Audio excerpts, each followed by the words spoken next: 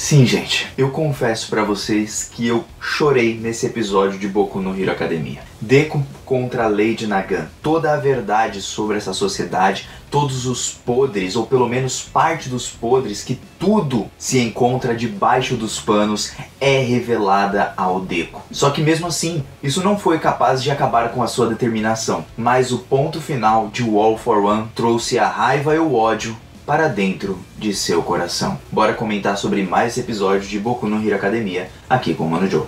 E aí galera do canal do Mano Joe, como vocês estão? Espero que todos estejam muito bem. E hoje, Boku no Hero Academia, gente, que episódio sensacional. Quem tava aí reclamando de animação? Não estou ouvindo. A animação foi perfeita, a trilha sonora perfeita e simplesmente a história mais que perfeita. Meus queridos, eu amei esse episódio, eu simplesmente amei todas as camadas, toda a construção, Lady Nagant, Deku utilizando o poder do terceiro, tudo o que aconteceu, mensagens, e eu gostaria muito de conversar com vocês sobre isso, pra gente destrinchar um pouquinho a mais sobre Boku no Hero Academia, além de poderes, situações e tudo mais que acontece nessa obra. Por isso, muito obrigado já a todo mundo que eu sei que está deixando aquele like, porque vai acompanhar esse vídeo até o final. Então sempre fique até o final, tá bom? Muito obrigado a todos que estão deixando o like, compartilhando, comentando e se inscrevendo, e vamos direto pro episódio. Seguinte, gente, o episódio vai começar, obviamente, com a luta do Deku contra a Lady Nagant. Ela acabou encontrando ali o Deku e começa a atirar em cima dele. O Deku tenta escapar dela através do seu poder de Homem-Aranha, né? E eu gostei muito porque a animação tava muito bonita, o 3D tava muito bem colocado, e ele vai pra lá e vai pra cá e vai pra lá e vai pra cá, e pra quem não sabe, eu adoro o Homem-Aranha, então essa representação de Homem-Aranha em Boku no Hero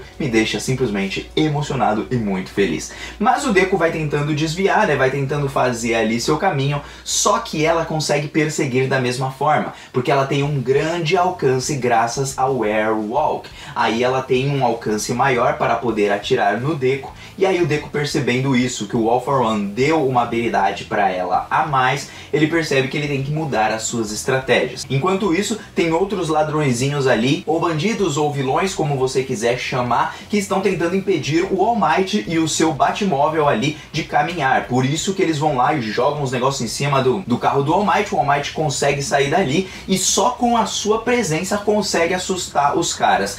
Eu confesso que essa parte foi meio que forçação de barra, porque, pô, o All Might todo mundo tá cansado de saber que ele já tá fraco, já era. Mas, vamos falar assim, que ele ainda tem uma presença ali e os caras acabam ficando com medo e não atacam mais ele. Até porque ele se lembra que o Deku tá carregando um fardo e ele vai carregar junto com o Deku, ele vai proteger esse garoto. E que visão de pai que eu tenho do All Might com o Deku, que não consegue fugir da minha cabeça essa imagem dele como se fosse realmente um pai, já que o pai do Deku nunca apareceu na obra. De toda forma, voltamos para a luta do Deku contra a Lady Nagant, que tá sensacional na parte de trilha sonora, me fazendo ter as diversas emoções do negócio todo. E é então que eles vão ali correndo de um lado para o outro. O Deku percebe que ele está sem escapatória e é então que ele vai utilizar o poder da fumaça, né? Ele joga ali toda a fumaça ao redor para tentar, entre aspas, fugir da Lady Nagant. Isso era o que ela achava e o que eu também achava, mas ele estava só ganhando um tempo para forçar a utilização da terceira individualidade, a Fadin. Não é Fadin que se fala, é Radin. Se pronuncia de uma forma diferente. E enquanto a Lady Nagant ela fica ali olhando ao redor para ver se ela encontra o Deku onde poder atirar ele, o Deku vai utilizando essa sua habilidade, então ele tá conseguindo misturar todas as suas individualidades, e isso eu gostei bastante porque é em momentos como esse que o personagem ele precisa se superar. E aí o que ele faz com esse Radin? Esse Radin, através de movimentos repetitivos, ou seja, se eu ficar fazendo isso aqui muitas vezes, o que vai acontecer? O meu braço vai cansar, né? Mas no caso do Deku, quanto mais ele fizer isso daqui, ele vai adquirir uma energia cinética, ou seja, ele vai meio que encher a sua barrinha de força na mão. Tecnicamente falando, seria isso. E ao mesmo tempo ele vai utilizar o One for All nos seus 45%, ou quantos por cento ele vai querer utilizar para que ele ganhe mais velocidade e também força. Muito inteligente, eu gosto dessa inteligência do nosso personagem principal. E aí o que ele faz? Ele pega e joga algumas iscas para Lady Nagant, ela acaba atirando, ele raciocina o tempo que ela tem de carregar a bala e tudo mais, e vai pra cima dela pelo prédio, assim como ele fez lá com o Bakugou em uma das temporadas que ele luta com ele, onde ele quebra lá o prédio, e da mesma forma ele vai fazer a mesma coisa agora. Gostei bastante, parece ser uma referência àquela luta que ele teve. E aí ele vai por lá e consegue pegar ela utilizando essas individualidades na mão, só que mesmo pegando ela e lutando contra ela de perto, ela tem uma carta na manga porque ela desativa a sua arma e utiliza o seu cotovelo para ativar a sua arma de novo e dá com o seu rifle bem na barriga do Deku. É então que o Deku ele começa a cair, e aí ele começa a perguntar: por que você estava fazendo isso? Você era uma super heroína, por que você faz isso? Por que você está ao lado do All for One? E outra coisa que acontece antes desse diálogo deles é que ela fala assim pra ele: ó, eu tava cansada de matar. E aí eu fiquei sem entender que cansada de matar, ela já matava muitas pessoas antes, porque eu sei que ela faz parte da comissão de fez parte, na verdade, da comissão de segurança, e que o Hawks ele tem que fazer uns trabalhos ali que nem todo mundo vai fazer, ou seja, ele vai ter que matar, ele vai ter que fazer esse tipo de coisa pra manter essa paz no papel machê, como a própria Lady Nagan acaba falando. E aí ela começa a explicar pro Deku, e a história dela, gente, me comoveu, me deixou, nossa cara, é impressionante. A comissão de segurança é aquele pessoal que trabalhava ali no fundo, nos bastidores, escondidos, ou seja, é a parte ruim, vamos falar assim, dos super-heróis, ou pelo menos o que a gente poderia considerar como super-heróis. Por que que acontece? No passado, tinha alguns atos terroristas tentando acabar com os super-heróis, mas isso tudo provinha também dos próprios super-heróis, alguns deles. E esses alguns super-heróis se uniam a uma organização de vilões e ganhavam muito dinheiro através disso, ou seja, corrupção ali no meio dos super-heróis. Ó, eu te ajudo, vilão, nessa parte, e você me ajuda sendo, entre aspas, capturado. E você sendo capturado, eu ganho a recompensa e aí a gente fica de boa, entendeu? Eles entravam num acordo, eles ganhavam fama e riqueza. E enquanto isso, a sociedade não sabia de nada disso e continuava sem saber, porque a comissão de segurança fazia com que esses super-heróis eram simplesmente mortos, eles simplesmente desapareciam. Mas enquanto a sociedade ela olhava apenas para os super-heróis e as estrelas bonitas e as coisas bonitas, nós tínhamos esses caras que agiam por debaixo dos panos, onde haviam pessoas que nem eram sequer julgadas. Por quê? Porque se um herói fosse mostrado como um traidor, como uma pessoa que tem ali corrupção no meio, o que você acha que aconteceria? A sociedade perderia a fé nos super-heróis, e para manter essa imagem, eles precisavam ali matar esses caras, ao mesmo tempo que matavam provavelmente vilões ali também no meio, e a Lady Nagan era uma dessas pessoas que ia lá e tinha que matar todo mundo. Só que ela começou nessa história com a comissão de segurança com aquele sonho bonito, tipo, ah, eu vou entrar aqui para ser o grande super-herói, assim como foi mostrado do Hawks.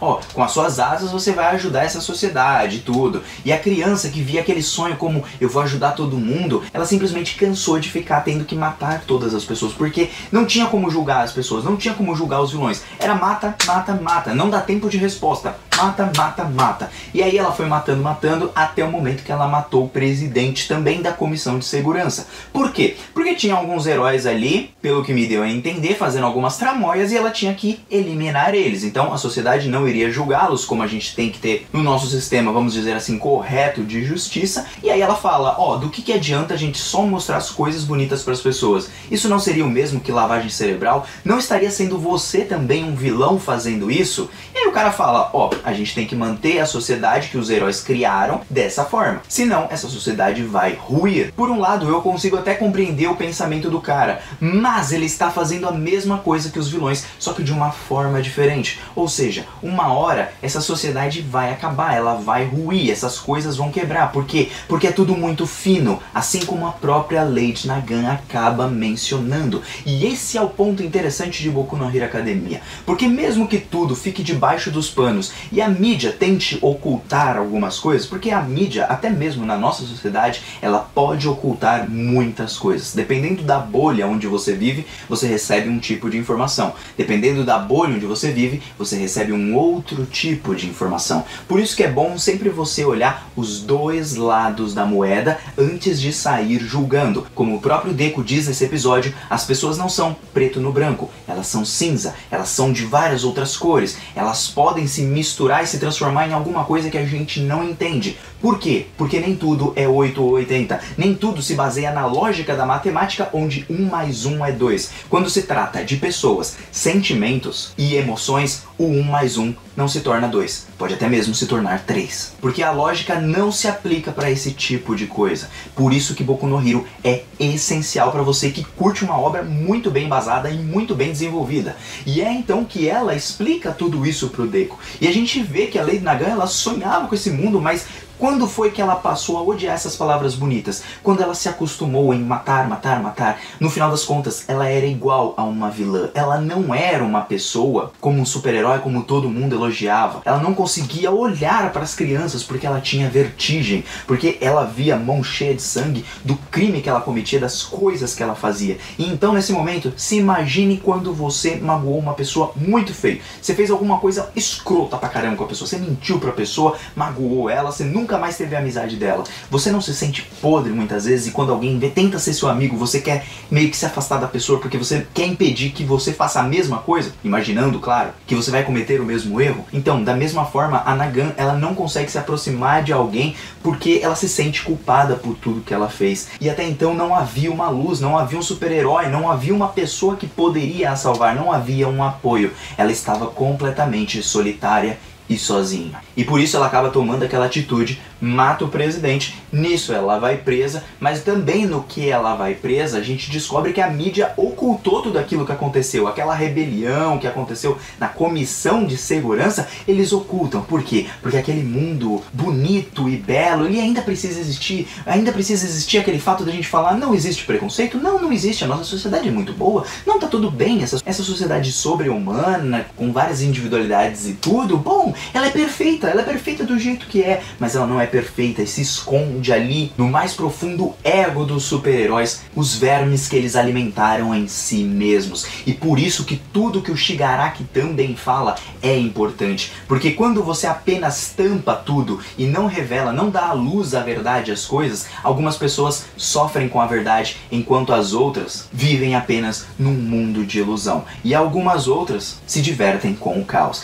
E é então que o Deku, descobrindo tudo isso, ele vai pra cima da Lady Nagan mais uma vez. A luta ficou sensacional, eu estou sem palavras, porque ela pega e fala assim, ó, já que ele foi bem educado como um heróizinho de merda, eu vou fazer o seguinte, vou apontar a minha arma e vou atirar mesmo, pra matar o Chisaki, ou seja, o Overhaul. Então ela aponta lá com um super tiro, que vai ser mais rápido do que o normal, porque ela aumenta ali o seu braço, né, aumenta ali o seu rifle, e quando ela atira nele, ela vai aproveitar pra bater no Deku. Só que nisso o Deku ativou mais uma vez o Hadin, né, Hadin, não sei como se pronuncia, e aí então ele consegue desviar, consegue salvar no momento épico, que eu estava pulando da cadeira, gente. Ele simplesmente salva o Chisaki, e depois de salvar o Chisaki, ativa mais uma vez o seu chicote negro, parte pra cima ali da Lady Nagan, consegue derrotar ela por completo, quebra ali o seu rifle, já era, o seu braço tá detonado, o seu Airwalk para de funcionar do nada, o que me dá a entender que a partir daquele momento